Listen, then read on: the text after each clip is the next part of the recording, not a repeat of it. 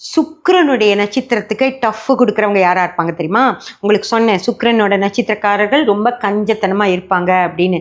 அவங்கள விட கஞ்சத்தனம்னு சொல்ல முடியாது, இது ஆசையே இருக்காது. ஓகேங்களா? ஆசைப்பட்டா தானே அதுக்கு செலவழிக்கணும். இவங்க ஆசையே பட மாட்டாங்க. எதுக்கு பஸ்ஸுக்கு 10 ரூபா, ஒரு 3 கிலோமீட்டர் தானே, அப்படி நடந்துருவோம். வாக்கிங் போன மாதிரி ஆயிடுச்சுல்ல. ஜிம்முக்கு போய் காசு செலவு பண்ணுறதை விட இப்படி வாக்கிங் போயிட்டோன்னு வச்சுக்கோ, பஸ்ஸுக்கும் காசு செலவழிக்க வேண்டாம், ஜிம்முக்கும் காசு செலவழிக்க வேண்டாம் அப்படின்னு சொல்லி வர்ற மொத்த பணத்தையும் பத்திரமா வச்சுக்குவார். வீட்டில் மாதமான காஃபி போட்டால் எவ்வளோ செலவாகும்?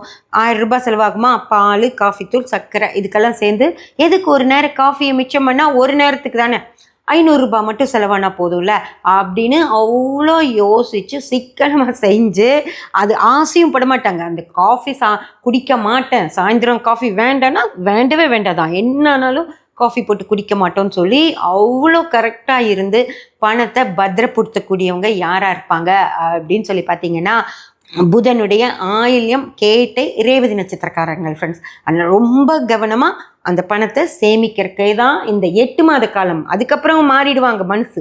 ஆனால் இந்த 8 மாத காலம் எவ்வளோ கவனமாக, ஏன்னா ஏதோ ஒரு செலவுங்க அவங்களுக்கு இருக்கும், அதனால் 8 மாத காலம் பத்திரப்படுத்தி அந்த கடன் வாங்காமல் சமாளிச்சிடணும் அப்படின்னு நினைக்கிறவங்க புதனுடைய ஆயில்யம், கேட்டை, ரேவதி நட்சத்திரக்காரர்கள் ஃப்ரெண்ட்ஸ்.